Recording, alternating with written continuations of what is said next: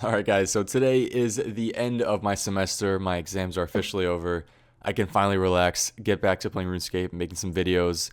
And I figured I'd start off with something that isn't a hardcore Iron Man video, which is all I've put out this past month. Today is going to be Unusual Money Making 8. So as usual, if you guys have any unusual money makers that you want me to make a video on, make sure to comment it below, or preferably send it in a YouTube message or Twitter DM. And then if I like it, I'll put it in a video, and you guys will see it next video or next money making video. Anyways, today's moneymaker comes from It's the Police, who sent it on It's the Popo. It's the Police who sent it via YouTube message. He said, unusual moneymaker, buying lockpicks from Martin Thwaite's shop in the Rogue's Den. He stocks 50 at like 20 GP each or so, and they sell for like 300 on the GE. Hop every world and you have a few thousand lockpicks. This is a really interesting one. Obviously, we've really gone into buying stuff from shops and then selling it for profit. Haven't actually bought stuff from Martin Thwaite's shop in a long time. I did actually buy stuff here on my Iron Man just because he has lockpicks supplied here, which is I think probably the best way to get lockpicks.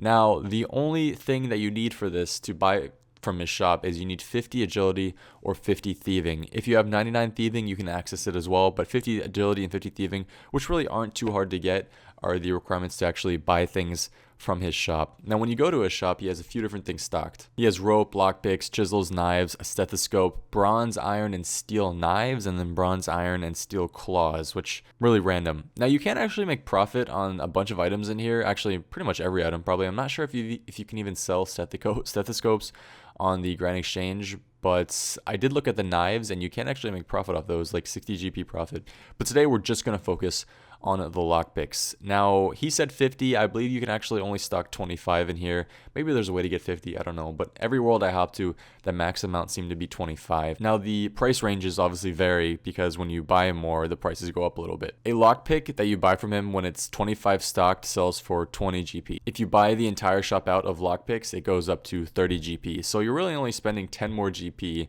at the end of buying out his lockpicks, which isn't that much. You're still going to be making a lot of profit off it. Now, if we check how much it sells in the GE, it goes for 339 GP. So we're talking over 300 GP profit when buying these lockpicks per lockpick, which is really good. If we buy out all 25 lockpicks in his shop, that's about 7,500 GP profit per inventory, which is very, very good. Obviously, it always comes down to how much they go for in the Grand Exchange, but as usual, I'm looking to do an overnight moneymaker where I just sell this stuff overnight and then hope that, it sells in the morning. So the method here is pretty simple. It's really nice having a bank right next to this Martin Thwaite guy. Pretty much just buy the lockpicks out and then run straight to the left where the infinite fire is, and you're going to find the Emerald Benedict you can bank with. Now, the annoying thing is, and something that I think actually made my profit go down a bit, was that I had a bank pin.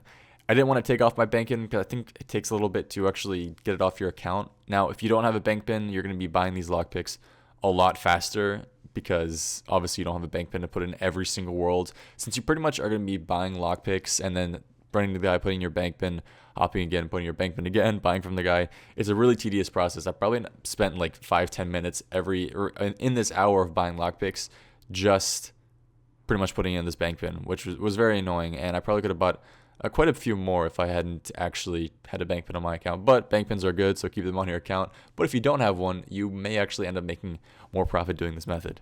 So after buying lockpicks for 1 hour, went ahead and went to my bank and checked how much I had, deposited my final few in there. We spent about 57K on all the lockpicks. So 2,369 was the total lockpick count after spending about an hour here buying out all the lockpicks from his shop. The nice thing is that every round I did, I pretty much went down the world.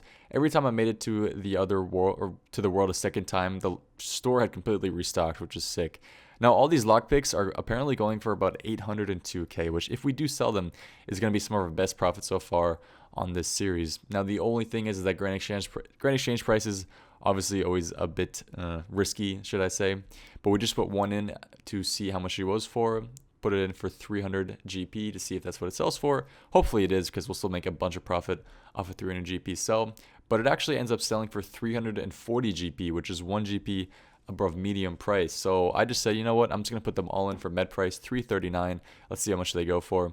Went in and took out my profit off of it so far. I just left them in overnight to see how much profit I made. I did actually end up selling, I think, 76 of them right away, if I remember correctly. Yep, there we go. And from then, I just left it in overnight. All right, guys, so I just logged in this morning and go to the Grand Exchange, see in the game filter that all the lockpicks have sold, all 2,366 of them for 802K, which is a lot more than I originally thought they would sell for. So if we put that profit in the inventory and we check out what we bought them for, so we ended up spending 57,226 GP on all of them. We had 42,774 left over in our inventory after we went on that buying spree. So just a quick profit check right here.